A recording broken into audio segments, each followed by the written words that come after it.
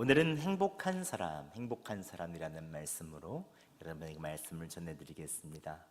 오늘 처음 오신 분들 환영합니다. 오늘 함께 드린 이 예배가 여러분의 인생 가운데 아주 중요한 시작이 되었으면 좋겠습니다. 처음 오신 분도 있고 다른 교회 다니시다가 아까도 일부 예배 때 처녀 때 교회를 다니시다가 처음 오셨다고 하시더라고요. 그런데 여러분들 오랜만에 교회를 나오신 분들도 환영합니다. 오늘 어떤 모양이건 오늘 교회 문턱을 넘어오시는 것은 참 쉽지 않은 일인데 여러분을 통해서 하나님께서 귀한 일들을 이루어 주시고 여러분에게 또 세상에 줄 수 없는 하늘의 평안을 주시기를 예수님의 이름으로 축복합니다. 여러분, 사람들은 행복하기를 바라죠. 각자마다 또 행복의 기준이 있고 그 기준에 따라서 열심히 행복을 이루려고 삽니다. 그렇다면 행복이란 무엇입니까? 어떤 분들은 건강이 있어야 행복하다고 합니다. 그래서 건강식품도 드시고 저희 교회 앞에 보면 구봉산까지 열심히 운동하시는 분들도 계시고 건강을 유지하려고 하죠. 어떤 분들은 이렇게도 얘기합니다. 건강을 잃어버리면 다 잃어버린 것이다. 물론 맞습니다. 건강은 행복하기 위해서 참 필요한 요소죠. 또 어떤 분들은 가정이 있어야 행복하다고 말합니다. 저 푸른 초원이 그림 같은 집을 짓고 사랑하는 우리님과 한평생 살고 싶다. 이런 유명한 노래가 있지 않습니까? 가족들이 행복하면 나도 행복하다고 하는 분들이 참 은근히 많더라고요.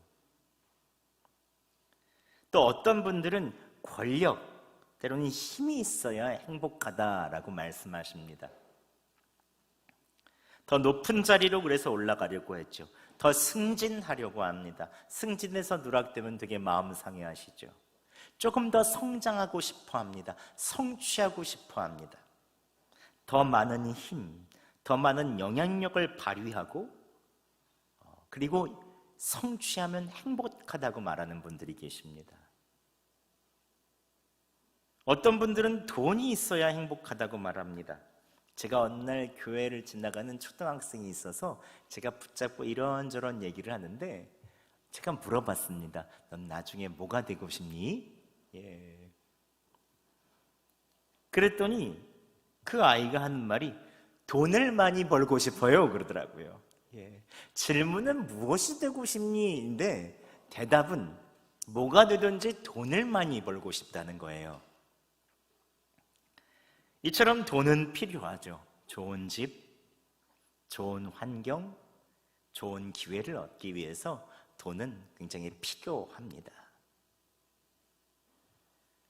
대부분의 사람들은 건강, 가정, 권력, 때로는 돈, 이런 것을 행복의 기준으로 삼죠. 이 네 가지가 있어야 하고 싶은 것을 할 수 있고 누릴 수 있기 때문에 행복하다고 생각하는 것입니다. 이 네 가지가 있으면 행복하다고 믿는 것이죠. 근데 여러분 한번 곰곰이 생각해 보시죠. 이것들이 삶에 필요하긴 하지만 이것들이 있어야 행복할까요? 정말 이것들이 있으면 행복하고 없으면 불행한 사람이 될까요?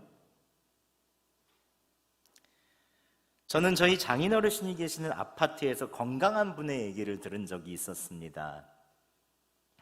이분은 60대 은퇴 후에도 정말 건강하셨다고 합니다. 테니스도 치시고 운동도 하고 관리를 참 잘하셨다고 해요. 근데 갑자기 교통사고로 다리가 부러지셨대요. 건강에 자신을 했는데 좋아하는 테니스도 못 치고 하고 싶은 운동도 못 하니까 너무 우울해져서 우울증에 걸리셨다는 거예요. 그래서 시름시름 앓다가 몇 년 안 돼서 돌아가셨다고 합니다. 건강이 무너지니 내 인생이 끝이라고 생각하셨던 것 같습니다.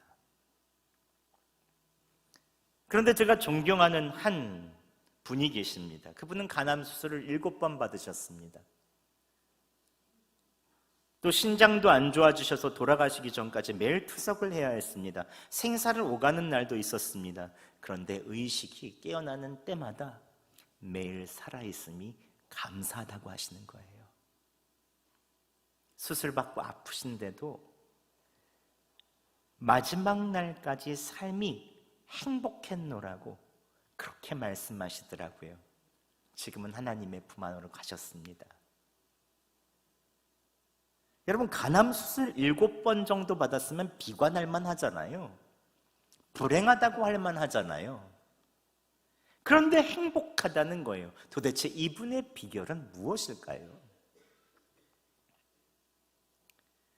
그럼 돈이 있으면 행복할까요? 어느 정도 있으면 행복하시겠어요? 100만 원? 1000만 원? 1억? 집도 사고 차도 사고 하려면 한 10억 있으면 괜찮으시겠어요? 요즘에 집값이 하도 올라서 이것도 부족하다고 별로 만족을 못 하시는 것 같아요. 얼마 정도 있으면 행복하시겠어요, 여러분? 저는 진짜 돈이 많은 사람을 본 적이 있습니다. 그분의 장례식도 갔습니다. 조선일보 경제면에 우리나라 전설의 큰손들 할 때 항상 특집 1번으로 나왔던 분입니다. 제가 여러분 안 믿으실 것 같아서 신문 기사를 스크랩해서 왔어요. 한번 보여주시죠. 우리나라 현금 왕으로 불리고, 제가 그분 여기서 이름만 땡땡땡으로 해놨습니다.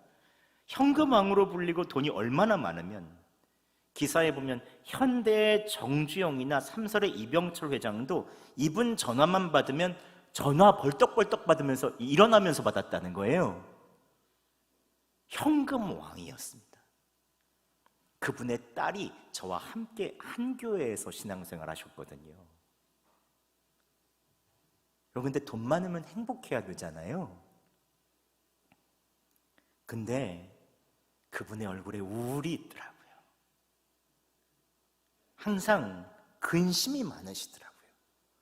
불안과 분노가 있는 것을 봤습니다. 나중에는 유산 상속 때문에 큰 상처를 받으셨더라고요. 근데 돈이 그렇게도 많은데 돈이 행복이 아니더라고요. 가정이 행복하면 행복한가요? 제가 아는 분들 중에 자식들 시집장가 잘 갔고 취업도 잘 됐고 부부 사이의 금술도 좋았던 분이 계셨습니다. 누가 봐도 행복한 가정이셨어요.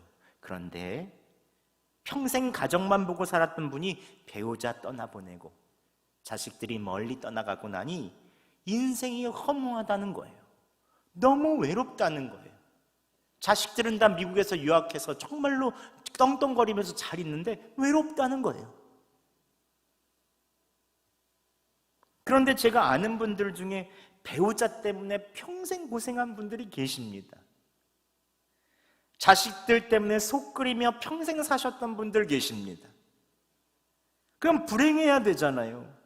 그런데 그렇게 고생을 하시고도 행복하다는 거예요. 오늘을 사는 게 감사하다는 거예요. 저 푸른 초원 위에 집을 짓기는커녕 지금 사는 집이 좁고 불편하고 사랑하는 우리님은커녕 매일 내 속을 뒤집어 놓는 가족들이 있는데도 불구하고 행복하다는 거예요. 도대체 이분들의 비결은 뭘까요? 무엇 때문에 건강도 돈도 가정도 부족하고 가난한데도 왜 행복하다고 말하는 것일까요? 어떻게 감사를 입에다가 이야기할 수 있을까요? 성경에서는 예수님께서 그 비결을 가르쳐 주십니다. 무엇보다 우리가 세상을 보는 눈이 바뀌어야 행복할 수 있다고 말씀하십니다. 그것이 바로 가치관이라고 하죠. 건강이나 가정이나 권력이나 돈이 아닌 다른 가치관으로 세상을 보아야 행복하다고 말씀하십니다. 2000년 전 당시 예수님을 따르는 많은 무리가 있었습니다. 그 중에 몇 명이 행복의 비결을 알고 싶다고 하여 예수님 계신 산 위까지 따라왔습니다. 그리고 이 사람들을 제자들이라고 불렀죠. 예수님 따라서 사는 사람들. 예수님께서는 이 제자들에게 오늘 행복의 비결을 가르쳐주고 계십니다. 예수님께서는 행복한 사람의 비결을 총 8가지를 말씀해 주십니다. 심령이 가난한 자는 복이 있나니, 즉 부자가 아니라 가난한 자가 복이 있다. 애통하는 자는 복이 있나니 기뻐하는 자가 아니라 슬퍼하는 자가 복이 있다. 온유한 자가 복이 있나니 강한 자, 쉬어 잡는 자가 아니라 부드럽고 온유한 자가 복이 있다. 의에 줄이고 목마른 자가 복이 있나니 배부른 자가 아니라 줄이고 목마른 자가 복이 있다는 것입니다. 이외에도 긍휼히 여기는 자, 마음이 청결한 자, 화평케 하는 자, 의를 위해서 박해를 받는 자, 이 8가지 사람들이 복이 있다는 것입니다. 그런데 한번 생각해 보시죠. 예수님께서 말씀하신 이 기준은 세상 사람들이 이야기하는 조건과 환경과 완전히 맞지 않습니다. 어떻게 다릅니까? 무엇이 다른 것입니까? 세상이 이야기하는 행복한 사람의 기준은 조건과 상황이 좋아야 행복합니다. 조건과 상황이 따라주지 않으면 불행한 것입니다. 그런데 예수님은 행복한 사람은 그 사람이 행복한 사람이어야 된다고 말합니다. 환경과 조건이 아무리 좋아도 그 사람이 불행하면 불행한 것이고, 환경과 조건이 아무리 나빠도 그 사람이 행복하면 행복하다는 것입니다. 오늘 이 자리에 오신 분들은 스스로 행복하다고 생각하십니까? 아니면 내 삶이 불행하다고 생각하십니까? 오늘 성경을 살펴보면 환경과 조건에 상관없이 어떻게 행복한지를 예수님이 말씀해 주십니다. 오늘 시간 관계상 오늘 8가지 복을 다 행복한 사람을 다 살펴볼 수는 없지만 오늘 한 가지만 좀 살펴보려고 합니다. 3절에는 이렇게 말합니다. 심령이 가난한 자는 복이 있나니 천국이 그들의 것이미요. 예수님께서 성경에서 말씀하신 첫 번째 행복한 사람은 심령, 마음이 가난한 사람입니다. 가난한 사람의 특징은 가진 게 없죠. 곳간이 텅 비어 있는 것처럼 아무것도 없습니다. 심령이 가난하다는 것은 아무것도 없고 텅텅 비어서 할 수 있는 것이 없다는 것이요. 재료가 없습니다. 할 수 있는 것이 아무것도 없으니 무력한 상태죠. 가진 게 없으니 관리할 것도 없고 내 것이라고 주장할 것도 없습니다.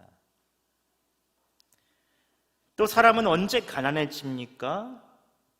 부도 맞으면 가난해집니다. 즉 사업이나 인생을 경영했는데 잘못 경영해서 부도 맞으면 완전히 가난해지죠. 실패하여 빚만 가득 남은 상태입니다.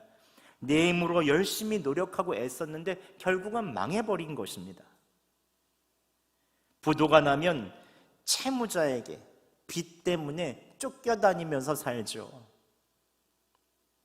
여러분 빚져 보셨습니까? 얼마나 불안한데요. 부도 맞아서 가난하게 된 사람은 염려가 가득하고 항상 누군가 쫓아올 것 같습니다.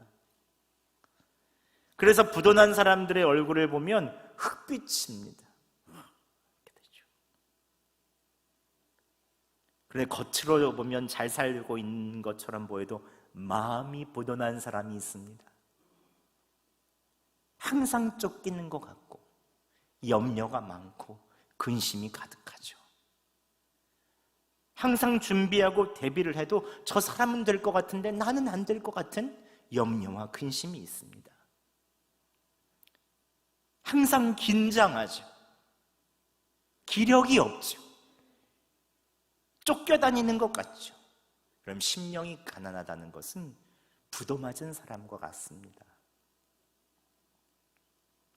또 가난한 사람의 특징은 상처가 많습니다. 이상하게 서럽고 아프고 낙심되는 일들이 많습니다. 상처가 아물 일이 없습니다. 계속 상처를 받죠. 겉으로 부유해 보일지 몰라도 상처를 건드리면 쉽게 분노하고 그 상처 때문에 아파하고 속상해하죠. 어느 날은 어느 날은 좋았다가 상처만 톡 건드리면 완전히 기분이 바닥으로 갑니다. 오늘 예수님의 말씀을 들은 제자들은 대부분 가난한 사람들이었습니다. 갈릴리 어부 출신이었고 다들 매우 쉽지 않은 삶을 살았던 사람들입니다. 아마 예수님의 말씀을 오늘 듣고 이렇게 반문했을지 모릅니다. 예수님, 어떻게 가난한 사람이 복이 있습니까? 부자가 복이 있죠.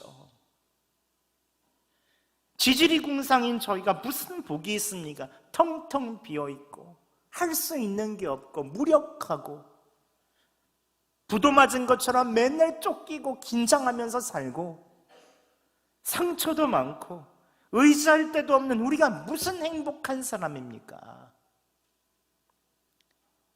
아마 가난한 제자들은 예수님의 말씀 듣고 어이없다는 듯이 서로의 얼굴을 쳐다봤을 수도 있습니다. 그럼에도 불구하고 오늘 예수님께서는 이 가난한 제자들에게 심령이 가난한 자는 복이 있다라고 말씀하십니다.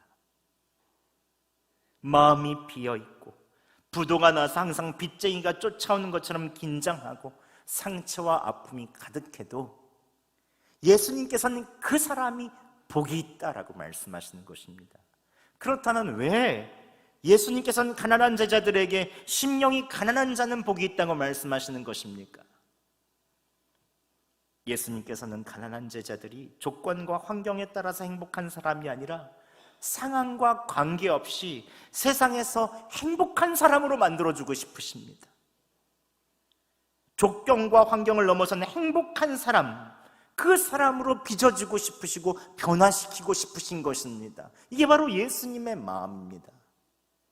예수님을 의지하는 사람을 행복한 사람으로 만들어 주실 수 있는 사랑의 하나님이십니다.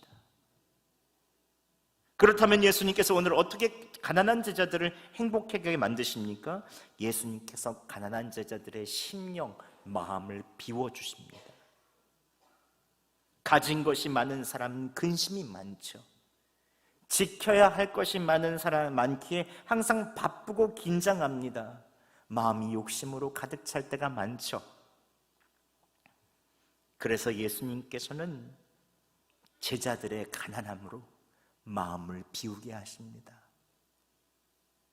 그리고 비어있는 그 마음에 예수님 당신을 주시기 원하시죠. 세상을 창조하시고 만물을 다스리시는 하나님의 아들이신 그분께서 가난한 마음의 주인이 되셔서 조건과 환경에 상관없이 예수님으로 만족할 수 있도록 하기를 원하시는 것입니다. 서두에 말씀드렸던 간암수술 7번 받으시고 투석 가셨던 그분, 건강에 문제가 생겨도 계속 감사하고 만족하신다는 그분께서 마지막으로 이렇게 말씀하셨습니다. 예수님이 계시니 충분합니다. 그것으로 만족합니다 하고 하늘나라에 가셨어요. 여러분, 세상을 창조하신 그분이 내 마음에 계시면 세상에 부러운 것이 무엇이 있겠습니까? 다른 것을 자꾸 마음에 채우면 불안하죠. 지키려고 긴장하죠. 그러나 여러분, 예수님을 의지해 보시기 바랍니다. 예수님을 마음으로 받아들여 보시기 바랍니다. 그때부터 가난하고 비어있는 나의 마음에 주님께서 세상이 줄 수 없는 평안과 기쁨을 허락하여 주실 것입니다. 두 번째는 여러분, 예수님께서 가난한 제자들의 부도난 삶을 경영해 주십니다. 가난한 사람들은 내 힘으로 하다가 실패하고 빚을 질 때가 많죠. 빚이 없어도 빚쟁이가 쫓아오는 것처럼 항상 긴장하고 쫓겨다닙니다. 우리 일상생활을 할 때 얼마나 바쁘게 긴장하고 쫓겨다닐 때가 많습니까? 지쳐있을 때가 많습니까? 내무로 하다가 보면 예수님께서는 가난한 제자들의 인생에 찾아오셔서 인생을 경영해 주시겠다고 말씀하십니다. 그런데 여러분, 예수님께 내 인생의 경영권을 맡기는 그때부터 우리의 삶은 흑자라는 것을 알게 됩니다. 적자가 아닙니다. 흑자입니다. 흑자. 이전까지 적자인 줄 알았는데 내가 정말 많은 것을 가질 수 있다는 것을, 가지고 있다는 것을 깨닫게 하십니다. 내가 가지고 있는 것, 누리는 것이 우리의 노력보다 훨씬 더 크다는 것을 점점 예수님께서 깨닫게 하여 주십니다. 아침에 먹는 밥 한 그릇, 달걀 하나, 그것도 나에게 과부하다는 것을 깨닫게 하시죠. 내가 지불한 가격보다 훨씬 더 많은 그 안에 자연의 섭리가 있다는 것을 예수님이 내 삶을 경영하면 깨닫게 됩니다. 농장에서 닭에게 모이를 주고 애써 키운 노력보다, 농부가 농장에서 모이를 주고 키운 것보다 닭이 생명을 품고 알을 낳게 하는 자연의 섭리가 훨씬 더 크다는 것을 깨닫습니다. 하나님의 역사와 하나님의 손길을 깨닫는 것입니다. 내가 시켜먹는 치킨, 닭 한 마리도 내 힘으로 키울 수 있을까요? 인간이 아무리 노력해도 여러분, 달걀 하나를 못 낳습니다. 하늘에서 비가 내리지 않고 바람이 불지 않는데 내 힘만으로 곡식을 얻을 수 있을까요? 예수님께 내 인생의 경영권을 맡기는 순간 나의 인생이 정말로 많은 것을 누리고 있고 내 인생이 흑자라는 것을 여러분 알게 됩니다. 이것은 부자일 때는 모릅니다. 가난할 때 비로소 깨닫게 되죠. 가난한 자는 복이 있나니 천국이 저희 것임이라는 것을 예수님이 내 삶을 경영한 그때부터 깨닫게 됩니다. 그때부터 부도난 것처럼 보이는 내 인생, 긴장한 내 인생이 하나님께서 주시는 은혜가 있다는 것을 깨닫고 평안과 기쁨과 감사로 바뀌죠.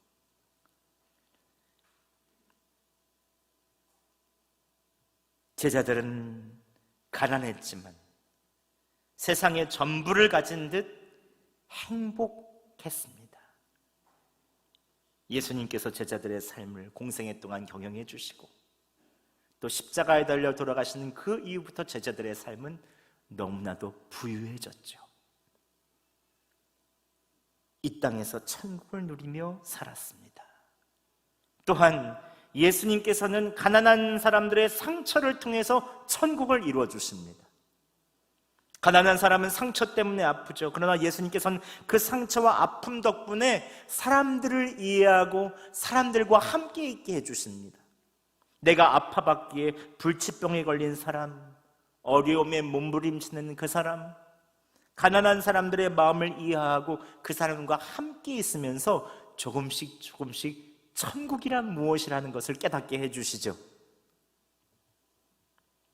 저희 어머니께서는 평생 얼굴에 큰 붉은 반점이 있었습니다. 이게 반쪽으로 이렇게 붉은 반점이 있으셨습니다.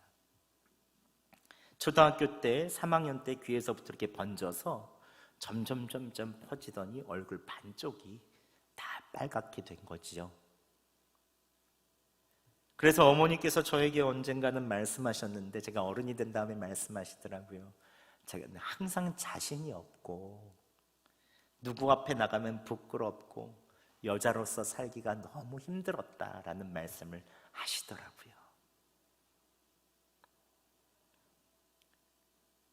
그런데 이상하게 어머니께서 교회에서, 이제 교회는 구역이라는 게 있거든요. 믿는 사람들이 함께 모여서 지역마다 이렇게 구역을 이루는데 거기에 이제 구역장을 맡으셨어요.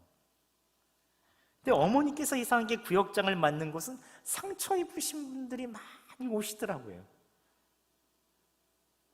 가정의 위기를 겪는 분들, 암으로 고생하는 분들, 경제적으로 어려움을 입은 분들, 자녀의 문제가 있는 분들, 근데 이분들이 저희 어머니의 구역을 떠나지 않으시고 힘든 분들, 더 힘든 분들을 데려오시는 거예요. 어머니께서 어느 날 저에게 말씀하시더라고요. 왜 이런 분들이 내 구역으로 오는 건가? 이렇게 말씀하시더라고요.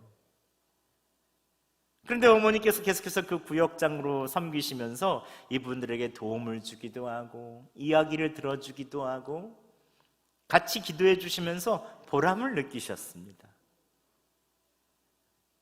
구역원들은 누구에게도 이야기할 수 없는 자신의 사연을 저희 어머님한테는 나누더라고요. 보이는 상처가 있으니까.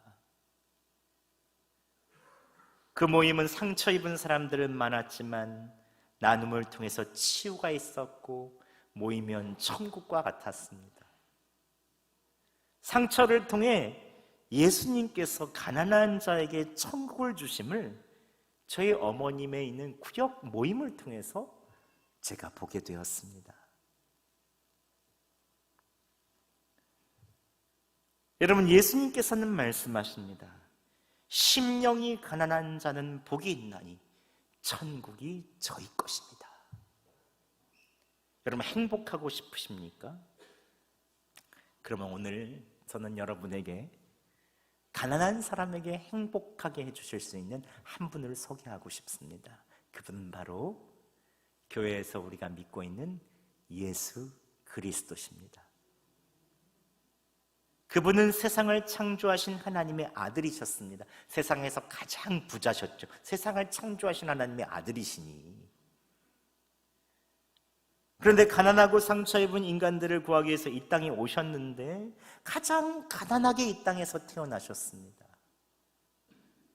왕궁이나 산부인과에서 태어나신 것도 아니고 저기 시골 마을에 말구유에서 태어나셨죠. 하나님이신 그분께서 사람의 몸을 입고 가장 초라하고 가난한 곳에서 태어나셨습니다. 그래서 저희 마음을 잘 아십니다. 그분은 가난하셨지만 부유하셨습니다. 예수님은 누울 잠자리가 없으셨지만 세상의 모든 곳이 잠자리셨습니다. 예수님은 항상 줄이셨지만 작은 물고기 2마리와 빵 5개로 5,000명을 먹이실 수 있을 정도로 능력을 베푸셨습니다. 예수님은 가난한 만큼 상처도 많으셨습니다. 믿었던 제자들에게 배반당하셨습니다. 사람들의 조롱도 받고 십자가에 못 박혀 죽으시며 몸과 마음에 큰 상처를 입으셨습니다. 그러나 죽음에 머물지 않으시고 다시 부활하셔서 죄와 허물로 상처 입은 사람들을 꼭 끌어안아 주셨습니다. 이들을 끝까지 찾아가셔서 자신의 상처를 보여주시며 이들에 있어서에 있는 모든 상처를 다 싸매주시고 안아주셨습니다. 예수님은 가난한 자가 복이 있다는 것, 천국이 그들의 것임을 직접 자신의 삶으로 보여주셨습니다. 여러분, 그분을 믿고 싶지 않으십니까? 그분을 받아들이고 싶지 않으십니까? 언제까지 미루고 계시겠습니까? 이제 그분을 의지하시기 바랍니다. 그분을 영접하시기 바랍니다. 여러분 안에 예수님께서 주시는 진정한 세상에서 줄 수 없는 평화가 시작될 것입니다. 예수님이 계시면 그때부터 여러분의 마음이 천국이 됩니다. 여러분의 가정에 천국이 임합니다. 내 마음대로 살아왔고 여러분 지금 마음이 가난해져 있으시다면 예수님께 마음을 열어보세요. 한 번도 예수님을 만나지 못한 분이 계시다면 이 시간 마음을 열어보시기 바랍니다. 예수님 여러분의 마음은 두드리고 계십니다. 이 시간에 여러분 오늘 말씀을 듣고 나에게 하신 말씀이라고 생각하시는 분들 한번 가슴에 손을 얹어 보시겠어요? 예, 그냥 내가 이렇게 주님 이 말씀대로 주님 주님 마음 열고 받기 원합니다 하는 분들은 가슴에 한번 손을 얹어 보시기 바랍니다. 그런 분들이 있다면 이 시간 잠깐 눈을 감고 제가 가슴에 손을 얹고 제가 여러분 기도해 드리겠습니다. 하나님 아버지, 저는 하나님을 모르는 척 살아왔습니다. 내 마음대로, 내 뜻대로 살아왔습니다. 용서해 주시옵소서. 이제는 하나님을 의지하고 살고 싶습니다. 용서하며 사랑하며 살겠습니다. 도와주시옵소서. 축복해 주시옵소서. 내 삶에 복이 임하게 하여 주시옵소서. 내 마음에 천국이 임하게 하여 주시옵소서. 예수 그리스도의 이름으로 기도드립니다. 아멘. 우리 예배 때 아까 불렀던 찬양으로 서로 좀 축복했으면 좋겠습니다.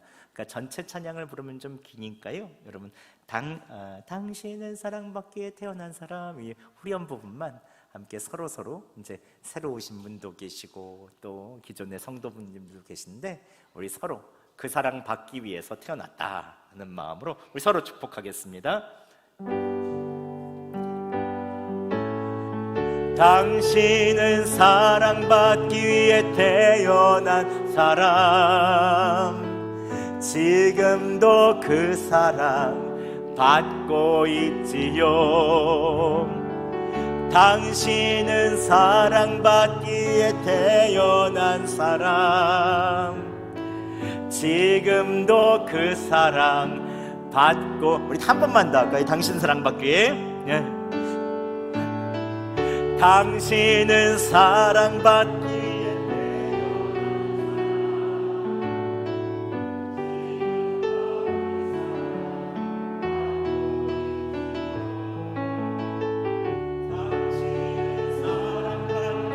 태어난 사람, 지금도 그 사랑 받고 있지요.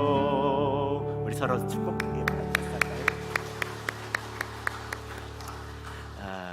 기도하겠습니다. 사랑의 하나님 아버지, 감사합니다. 오늘 새로 교회에 오신 분들 어렵사리 발걸음했습니다. 주님께서 그 마음 귀히 여겨주시고 축복하여 주시옵소서. 오늘 감사한 마음으로 예물 드리신 분들 계십니다. 귀한 곳에 사용되게 하여 주시고 하나님 나라가 이루게 하여 주시옵소서. 제가 축복하며 기도하겠습니다.